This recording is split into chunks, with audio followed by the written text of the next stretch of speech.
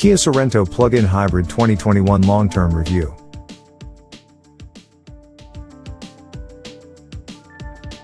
But before we start, please support us by pressing the like and subscribe buttons, so that we can continue to provide information about car and motorcycle news. Also turn on the bell button to get the latest updates. Your support means a lot to us. Thank you. I'm as guilty as anyone of bemoaning an SUV when it suits, but there's no denying they're handy to have in a tight spot, and no spot comes tighter than a family holiday. Our kids are now at the age where a buggy is no longer required, but the Kia's boot was still packed full to capacity, with a PhD in origami required to fold all the luggage into the 604-liter space. We've hardly used the rearmost seats, but that was no bad thing for this trip, because folded flat they do free up a decent space. Off we toddled to Suffolk, where it soon became obvious that the Sorento's infotainment has a crucial flaw. If you don't have a phone signal, you don't have sat-nav. Large parts of Suffolk have been left behind in the sprint for 5G data provision, and without it the car is mapless.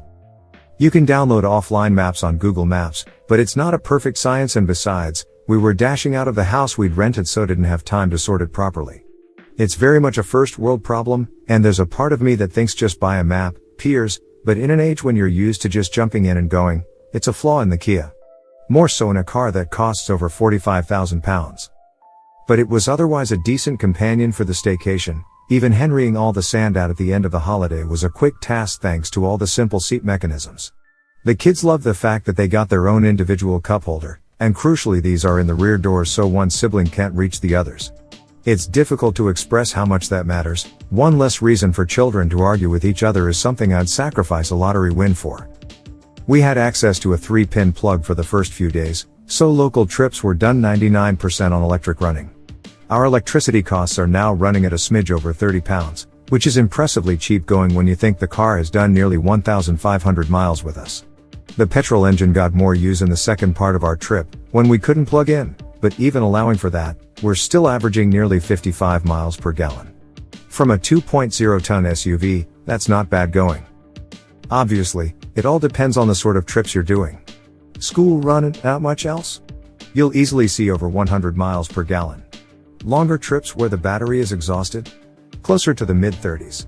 But the number of journeys we are managing to do on electricity alone just goes to show that a 35-mile range is well judged.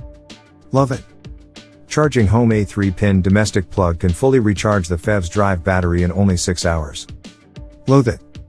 Chuntering petrol, the contrast between electric and internal combustion is marked. For all its family-friendly capability, the Kia Sorento emits the most annoying sounds. Here's what happens before you travel even 5 yards. A tune as you turn the car on, a bong to let you know the car is ready to go, another ping to alert you if you try to drive off with the auto handbrake still engaged and not yet a seatbelt clipped in. Deafening. At last, a welcome chance to go to a live motorsport event.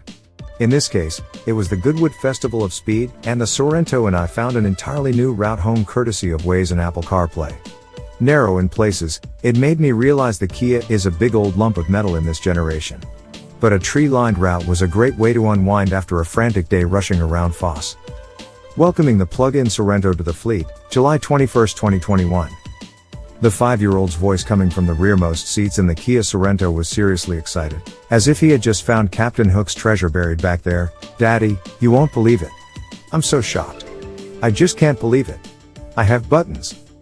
So there you have it, folks. The Kia making any car appeal to a small child is to give them buttons to fiddle with. Here endeth the lesson. And that really does sum up our new Sorento, family focused down to a T, with the sort of careful interior planning that makes car journeys easier.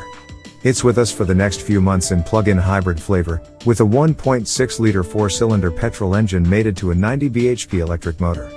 Total torque is 258 pounds-foot, with 0 to 62 miles per hour taking 8.4 seconds, a middling figure, it's fair to say, but thanks to that torque and the infill from the electric motor, the Sorento has the sort of mid-range punch that makes joining a motorway easy. This car doesn't need to do more. Its 13.8 kilowatt-hours battery gives it a 35-mile electric-only range from a full charge, and, unlike with some PHEVs, so far we've not been too far off that. On a long motorway run recently, taken at a healthy pace, the Sorento managed 25 miles before switching to petrol. And that was with the air conditioning running and the radio on. Mooching around on back roads and on the school run, it quite happily covers most of our family miles on just battery power.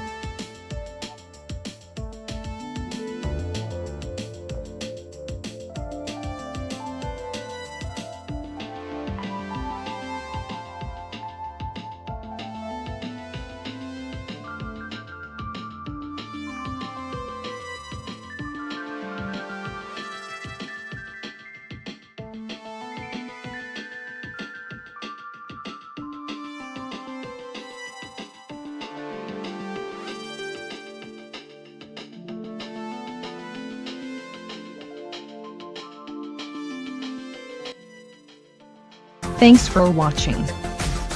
Drop a like, leave a comment, and don't forget to subscribe to watch more videos like this.